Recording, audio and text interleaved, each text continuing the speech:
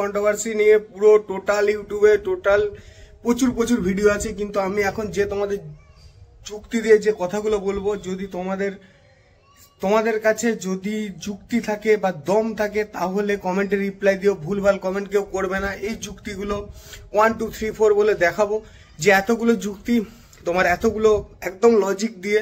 তো এখনো পর্যন্ত এই কম্পিটিশনটায় প্রচুর কন্ট্রোভার্সি, প্রচুর ভিডিও, প্রচুর ভাইরাল ক্লিপ ভাইরাল হয়েছে, কিন্তু বলছি কথাগুলো একটা একটা করে শোনো।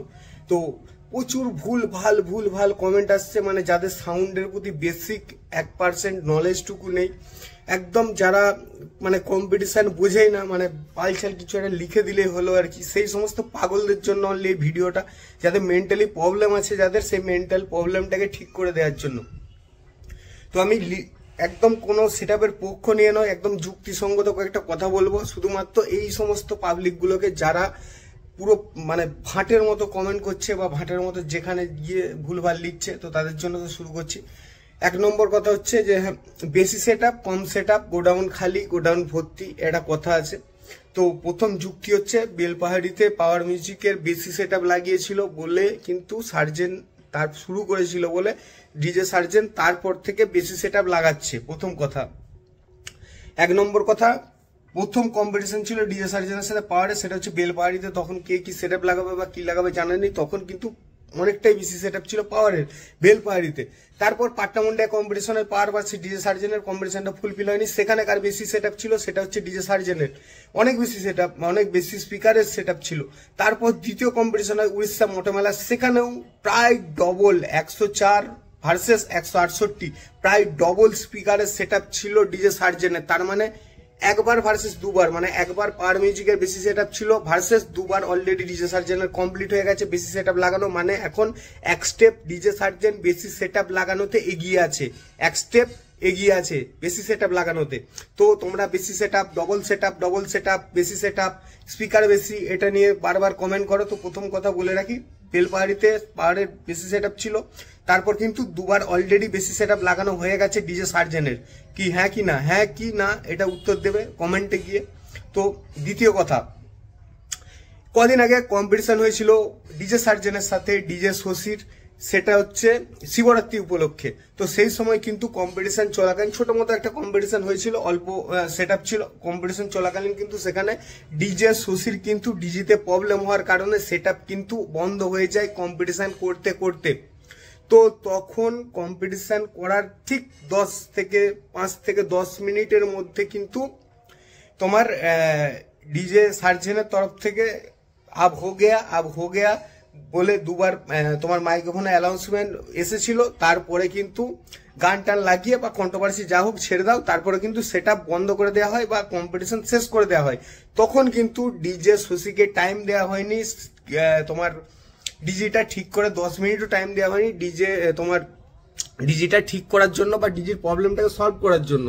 কিন্তু এক্ষেত্রে মোটোমেলাতে কম্পিটিশনে গিয়ে কম্পিটিশন ফুলফিল হবার পর এখানে কিন্তু সার্জেনদার বক্তব্য ছিল সকাল পর্যন্ত কম্পিটিশন হবে জব তক মাল ফুঁকে নেই। তো এক্ষেত্রে কিন্তু দু রকম কথা হয়ে গেল। এক, ডিজে শশীর যখন সেটআপ খারাপ হলো তখন কিন্তু তাকে 10 মিনিটও টাইম দেওয়া হলো না। এক্ষেত্রে কিন্তু কম্পিটিশন করার পরেও সকাল পর্যন্ত কম্পিটিশনের জন্য সেটআপটাকে সকাল পর্যন্ত কম্পিটিশন করার জন্য সেটআপটাকে বলা হলো, পাওয়ার মিউজিককে বলা হলো। কিন্তু সকাল পর্যন্ত অ্যাকচুয়ালি সকাল পর্যন্ত বা 12 ঘন্টা 14 ঘন্টা কোনো সেটআপের কম্পিটিশন হয় না। তাহলে পরীক্ষার হলে পরীক্ষা দিতে গেলে 3 ঘন্টা টাইম নয়, সারাটা দিন তোমাকে প্রশ্ন পত্র দিয়ে হাতে দিয়ে তোমাকে সারাটা দিন লেখার জন্য টাইম দিয়ে দিত, যে তুমি যতক্ষণ খুশি যতক্ষণ ইচ্ছা তোমার মতো সময় নিয়ে লেখো। তারও একটা নির্দিষ্ট যেমন টাইম থাকে, 2 ঘন্টা বা 3 ঘন্টা, কম্পিটিশনও সেরকম টাইম থাকে, কারণ সেটা মেলা। সেখানে সকাল পর্যন্ত বা বিকাল পর্যন্ত কম্পিটিশন করা যায় না। যেখানে হাই রোডের উপরে কম্পিটিশনটা হচ্ছে, পিচ রাস্তার উপরে হচ্ছে, সেখানে শুধু বক্স লাভাররা না, সাধারণ আম পাবলিক ছেলে মেয়ে সবাই যাচ্ছে মেলা দেখতে, এবং ওটারই মেলা দেখতে যাওয়ার মেন রাস্তা, ওটা দিয়েই সবাইকে যেতে হবে। দুটো সেটআপ যদি দুদিকে লাগিয়ে সকাল পর্যন্ত কম্পিটিশন হয়, ওখানে মেলাটা বন্ধ হয়ে যাবে, মেলাটা হবে না, প্রথম কথা। দ্বিতীয় কথা হচ্ছে ডিজে পঙ্কজের সাথে ডিজে সার্জেনের সেটআপ নিয়ে বা কে হেরেছে কে জিতেছে নিয়ে এই নিয়ে অনেক কিছু কথাবার্তা, অনেক কিছু হচ্ছে। প্রথম কথা, একটা কথাতেই এখানে শেষ হয়ে যায়, ডিজে পঙ্কজের কিন্তু ছিল 42টা বেস মানে 84টা স্পিকার, ডিজে সার্জেনের ছিল 168টা মানে পুরোপুরি ডবল, পুরোপুরি স্পিকার ছিল ডবল। এক্ষেত্রে তো কম্পিটিশন হয় না, কম্পেয়ার হয় না। সেখানে মানুষ গিয়ে যে পঙ্কজের বাজা ভালো বলছে, এটা তার কতটা ক্রেডিট একবার চিন্তা করে দেখো। ডবল স্পিকার, পঙ্কজ তো বেলপাহাড়িতে ডবল সেট আপ লাগায়নি সার্জেনের সামনে, কিন্তু সে ওই অর্ধেক স্পিকার নিয়ে সাহস করে সামনে গেছে, ফুল কম্পিটিশন করেছে, 20 থেকে 25 মিনিট 30 মিনিট কম্পিটিশন করেছে একদম ডান্সে। কেউ ওই জায়গায় যারা ছিল তুমি যে ফ্যানই হও, যদি তোমার মধ্যে সততা বেঁচে থাকে তাহলে কমেন্ট করে বলো ওই অর্ধেক স্পিকার নিয়ে ডিজে পঙ্কজ ওই জায়গায় কি রকম বাজিয়েছে। আরেকটা তোমাদের ডাউট ক্লিয়ার করে দিই, সবাই বলছে যে বিএম রিমিক্স মাইক্রোফোন ধরেছিল, তারপর ওই দিক থেকে ডিজে সার্জেন মাইক্রোফোন ধরে দুজনের মধ্যে কন্ট্রোভার্সি শুরু হয়। ধারণা ভুল। যারা ছিলে তারা আবার বলছি যদি সততা বেঁচে থাকে তাহলে কমেন্ট করে বলো। প্রথম মাইক্রোফোনে হচ্ছিল দুটো পার্টির মধ্যে, দুটো পার্টি মানে ডিজে সার্জেন ভার্সেস পাওয়ারের পার্টির মধ্যে। তো তারপর সেখান থেকে যখন ডিজে পাওয়ার মিউজিকের পার্টি পাওয়ার মিউজিকের তারিফ করে বা ভালো বলে বা কিং বলে, তারপর সার্জেন দা মাইক্রোফোন ধরে এবং দুজনের মধ্যে কথোপকথন হয়। এবং যখন গোডাউন খালি করার কথা বলে শেষে গিয়ে, তারপর বিএম রিমিক্স মাইক্রোফোন ধরে। এটা প্রমাণ সবার কাছে আছে, শুধু আমার কাছে না। যে ইউটিউবে ভিডিও দেখবে বা কারো ভিডিও দেখলে এখানে দেখতে পাবে কন্ট্রোভার্সিটা শুরু বা মাইক্রোফোনটা ধরা বিএম রিমিক্সের সাথে প্রথম হয়নি। বিএম রিমিক্স তখনই মাইক্রোফোন ধরেছিল যখন গোডাউন খালি করার কথা বলে, এবং তাও কথা পুরোপুরি কমপ্লিট হয়নি, তার আগেই কিন্তু এই ঝামেলাটা শুরু হয়ে যায়। তো একটা কথা এখানে বলবো যে ওই গালিগালার পর্যায় পর্যন্ত যাওয়াটা এটা সত্যি খুব ভুল হয়েছে, বা এটা হওয়াটা উচিত ছিল না। তাতে যে ওনারই হোক বা সার্জেন হোক বা পাওয়ারি হোক, যে ওনারই হোক, তাকে ওপেন পাবলিকের সামনে, এটা খুবই বড় মানে এটা আমাদের কাছে খুবই দুঃখজনক ব্যাপার যেরকম একটা পরিস্থিতি শেষ মুহূর্তে হয়েছিল। আর কমেন্টে যারা মানে যে বাকি সেট আপ গোডাউন খালি করার কথা বলছো, যাদেরকে আমি বলেছিলাম যে সেট আপ বাকিগুলো ভাড়া গেছে, যে আর কোথাও দেখা যায়নি কেন, কারণ তখন সেই মুহূর্তে যত ইউটিউবার আছে সবাই চলে গেছে মোটো মেলাতে। তো কারা কভার করবে বাকি সেট আপ গুলোকে? প্রথম কথা, বাকি সেট আপ প্রকৃতই ভাড়া ছিল বা ভাড়া গেছে প্রকৃতই। তো তোমাদের তারপর কথাটা বলি যে সেট আপ তোর জন্য ওই দুটো সেট আপই, আর ওই যে রাস্তার অবস্থা ছিল তোমার মোটো মেলাতে, ওখানে দুটো সেট আপের বেশি যেতও না। তো থাকলেও দুটো সেট আপও বেশি, তো ওই রাস্তা দিয়ে নিয়ে যাওয়া যেত না। তার মধ্যে একটা অঘটন ঘটে গেছে অলরেডি। তো এরপর বলি যে 104টে কিন্তু স্পিকার ছিল পাওয়ার মিউজিকের, আর 168খানা স্পিকার ছিল কিন্তু ডিজে সার্জেনের। ওটা 104টে ভার্সেস 168টা মানে 64টা স্পিকারের এদিক ওদিক। হ্যাঁ কি না? হ্যাঁ কি না উত্তর দেবে। তো তোমাদের তো ভুলভাল যুক্তি থাকে, আমি কয়েকটা যুক্তি মানে এতটাই মাথা গরম হয়ে গেছে কয়েকজনের কমেন্ট দেখে, তখন আমার মনে হলো যে এই ছাগলগুলোর তো বেসিক নলেজটুকুও নেই, তো এদেরকে কিছু জিনিস ধরিয়ে দেওয়াটা দরকার। তো দেখো, সেটা কম্পিটিশন করবে, ভালো খারাপ রেজাল্ট করবে, তো এটা তো পরেরই কথা, কিন্তু কিছু কিছু জিনিস যখন তুমি ভুলভাল যখন কমেন্ট করবে তাদেরকে সেইগুলো ধরিয়ে দেওয়া দরকার, তাদের এই বেসিক নলেজটুকু যাদের নেই। তো কটা 64টা তোমার স্পিকার বেশি, তো সেক্ষেত্রে কিন্তু 64টা স্পিকার মানে একটা হিউজ একটা পুরো সেট হতে পারে, মানে দুটো 4 সেট আপের সমান এক স্পিকার কিন্তু 64টা স্পিকার, মানে বুঝতে পারছো 32টা 64টা মানে দুটো 4 সেট আপের সমান স্পিকার কিন্তু বেশি। সেখানে কিন্তু পাওয়ার মিউজিকের সাউন্ড কিন্তু চেপে দেওয়ার কথা বা শুনতে পাওয়ার কথা না, মানে এটাই হওয়া উচিত ছিল। যদি হতো তাহলে তো এখন ভিডিও অন্যরকমই কিছু এখন মার্কেটে দেখা যেত। তো বলি, সেখানে কিন্তু দাঁড়িয়ে বেশ, তার সাথে কিন্তু আমি তোমাদের আগের ভিডিওতে দেখিয়েছিলাম ব্যঙ্গ গানটা কিন্তু পুরোটা এরিয়া জুড়ে শোনা গেছে। আর যারা বলছো ভাইব্রেশন বেশি হচ্ছিল বা সেই জায়গায় লং থ্রো বেশি হচ্ছিল, এটা কিন্তু স্বাভাবিক হবে, তার কারণ 3.15 কিন্তু ছিল 48 পিস। তোমাদের যদি বেসিক নলেজটুকু থেকে থাকে, তোমরা জানো যে স্পিকারের সাইজ যত ছোট হবে তত কিন্তু তার লং থ্রো কিন্তু বেশি হবে।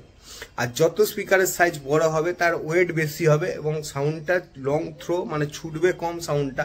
তো 315 যেখানে 48 পিস আছে, মানে বুঝতে পারছো কতগুলো 315, তার থেকে যে ভাইব্রেশন হবে, তীক্ষ্ণ সাউন্ড বেরোবে, সেটা যে লং থ্রো করবে, এটা কিন্তু স্বাভাবিক। তো এতদিন যারা বলছে বেশি সেটআপ নিয়ে যাই, পাওয়ার যেখানেই কম্পিটিশন যায় বেশি সেটআপ নিয়ে যায়, তো এই কম্পিটিশন ক্ষেত্রে তারা কেন কমেন্ট করছো না? তারা কমেন্ট করে এখানে বলো যে না অল্প মাল নিয়েও পাওয়ার মিউজিক যায়। তারা পুরো আমার ইউটিউবের ভিডিওতে, আমি পাওয়ার মিউজিকের ফ্যানও না, আমি মেদিনীপুরের লোকও না, আমি সব সেটআপই ভালোবাসি, কিন্তু তারা আমি দেখি কমেন্টে যেখানেই যায় পাউডার মিউজিক দুখানা সেটআপ নিয়ে যায় বা ডবল সেটআপ নিয়ে যায়। এক্ষেত্রে কিন্তু সে এই সেটআপ নিয়ে, আমি সকালবেলা মালিক মানে যে পিয়ুষ তাকে জিজ্ঞাসা করেছিলাম যে এত স্পিকার অল্প নিয়ে তো সেটআপটা কিভাবে কম্পিটিশন করবে যেখানে এত হিউজ সেটআপ সার্জেনার আছে। তো বলেছিল যে আমার তো সেটআপ বাকি ভাড়া চলে গেছে, আমি এই নিয়ে লড়বো, তাতে যেটা রেজাল্ট হবে সেটাই মেনে নেবো, কোনো প্রবলেম নেই। তো সেই সেটআপ নিয়ে তুমি ভাবো 104খানা স্পিকারের উপরে সেটআপ নিয়ে সে সামনে গেছে এবং এই যে কম্পিটিশনটা দিয়েছে যেখানে পাবলিক কনফিউজ হয়ে গেছে যে কোন সেটআপটা কিরকম বেজেছে, কোন সেটআপটা ভালো বেজেছে নাকি খারাপ বেজেছে, যারা ছিল তারাও রেজাল্ট নিয়ে কনফিউজ হয়ে গেছে। এটা তো হবারই কথা না। প্রথম কথা, এটা কি হবার কথা ছিল? যেখানে 168খানা স্পিকার আছে, যেখানে 104খানা স্পিকার, সেখানে মানুষের কনফিউজ হওয়ারই কথা না। এখানে কিন্তু জেনুইন জলের মতো পরিষ্কার রেজাল্ট হওয়ার কথা, সেটা কিন্তু হয়নি। পাবলিক কিন্তু কনফিউজ। ভাবো 104টে স্পিকার নিয়ে 168টা স্পিকারের সঙ্গে পাঙ্গা, এবং সেখানে পাবলিকও নিজে বুঝতে পারছে না যে এখানে কি রেজাল্ট হয়েছে। আর অনেকে, আমি যেদিন ফিরছিলাম বাড়ি কম্পিটিশন দেখে, তো অনেকে বাসে আসতে আসতে বা ট্রেনে অনেকে আলোচনা করছে যে নিশ্চয়ই ডিজে সার্জেনের কোনো ডিজিতে প্রবলেম ছিল বা ডিজির কোনো সমস্যা বা তোমার কিছু গলতি ছিল, এই কারণে হয়তো সাউন্ডটা সেই তুলনায় প্রকাশ পায়নি। তো তাদের ক্ষেত্রে একটা যুক্তি বা তাদের ক্ষেত্রে এটা বলি যে দুদিন আগে থেকে কিন্তু অলরেডি স্পটে পৌঁছে গেছে ডিজে সার্জেন। তার কিন্তু টেস্টিং হচ্ছে, কম্পিটিশনের আগের দিন থেকে কিন্তু বক্সের টেস্টিং হচ্ছে, ডিজি টেস্টিং হচ্ছে, সাউন্ড টেস্টিং হচ্ছে, সমস্ত কিছু প্রবলেম দেখে চেক করে সেগুলো সলভ করা হচ্ছিল। পাওয়ার মিউজিক কিন্তু ঢুকেছে কম্পিটিশনের দিন সকালবেলা। তো তাদেরকে বলি যে তার কাছে কিন্তু এনাফ টাইম ছিল, 24 ঘন্টারও বেশি টাইম ছিল। যদি তার প্রবলেম হয়ে থাকে বা যদিও হয়নি, আশা করি কোনো কিছুতে কোনো প্রবলেম হয়নি, ডিজি যথেষ্ট ভালো, সব ঠিকঠাকভাবে হয়েছে। তো প্রবলেম যদি হয়ে থাকে, যে যারা বলছো যে ডিজির জন্য ঠিকঠাক সাউন্ড এখানে দিতে পারিনি, তাদেরকে বলি যে ডিজি কিন্তু কোনো প্রবলেম হয়নি। যদি হতো তাহলে কিন্তু যথেষ্ট টাইম ছিল, সেখানকার লোকাল অনেক ডিজি ছিল, তারা যখন এত বড় সেট আপ সার্জেন ডিজের মতো করতে পেরেছে এত টাকা খরচা করে, তাদের কাছে একটা ডিজি করা এমন কিছু ভাইটাল বা এমন কিছু তাদের কাছে কষ্টকর জিনিস ছিল না। এবার তোমাদের যুক্তিতে একটা কথা বলি, মানে জাস্ট পাগল করা কমেন্ট আছে। যারা বলছো যে এখানে বেশি বেস নিয়ে যায়নি, মানে 315 বেশি ছিল ওই জন্য এখানে ভাইব্রেশন বেশি হয়েছে, ওই জন্য বেস বেশি শোনা যায়নি। তারপরে গোডাউনে দেখা যাচ্ছে প্রচুর বেস এখনো রাখা আছে। তো যারা বলছো যে পাওয়ার মিউজিকে বলছো যে কেন গোডাউন খালি হয়ে গেছিল, দুটো সেটআপ নিয়ে গেছিল আর বাকি নিয়ে যায়নি, তো বেস চাইলে আরো এক্সট্রা বেস চাইলে বেশি লাগাতেই পারতো, 12টার বেশি, কিন্তু হয়তো সেই দিক থেকে ভেবেছে যে না আমার ভাইব্রেশনটা বেশি দরকার, লং থ্রো দরকার, সেই জন্য হয়তো তোমার বেশি 315 লাগিয়েছে। তো এটা কিন্তু সে চাইলে, তার কাছে অপশন ছিল এবং বেসও ছিল, সে চাইলে লাগাতে পারতো, গোডাউনেই ছিল, কিন্তু লাগায়নি। পাবলিক বেসটাই বেশি চেয়েছে, কিন্তু সেই তুলনায় বেস বা ওয়েট ধুম করে যে বেসটা, যে প্রেসারটা, সেই তুলনায় কিন্তু হয়নি।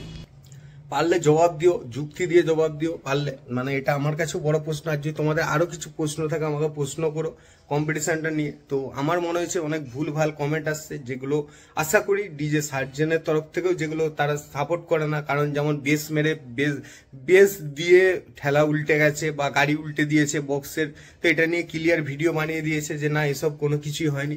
তো এত মানে পুরো কি বলবো, মানে তোমার রাঁচি পাগলাগারদ থেকে পালিয়ে আসা কিছু পাবলিক আছে, চলে আসা, তাদের তরফ থেকে বহুত ভিডিও আছে যে উল্টিয়ে দিয়েছে, এটা ক্লিয়ার, কমেন্টেও লিখছে যে এটা কিন্তু ক্লিয়ার, সবাই জানে, সবাই দেখেছে, বেস মেরে উল্টে দিয়েছে বক্স। তো তোমাদের এরকম পাগলা চোদার যদি কোনো প্রশ্ন থাকে আমাকে বলো, আমি তোমাদের যুক্তি দিয়ে ভালো করে বুঝিয়ে দেবো। তো ভুলভাল কমেন্ট এরকম করো না। আমি ভুলভাল কমেন্টকে কোনো দিনই সাপোর্ট করি না, তাতে ডিজে সার্জেনের প্রতিও যদি কোনো ভুলভাল কমেন্ট আসে আমি সেটারও রিপ্লাই দেবো। যদি উল্টো পাল্টা কেউ কমেন্ট করে, পাওয়ার মিউজিকের তরফেও এরকম ভুলভাল কমেন্ট, আমি এগুলো সাপোর্ট করি না। আমি তোমাদেরকে যুক্তি দেওয়াটা খুব দরকার ছিল আমার মনে হয়। কমেন্টে কাল থেকে তো দেখছি ভুলভাল শুধু লিখতেই আছে কমেন্ট। এবার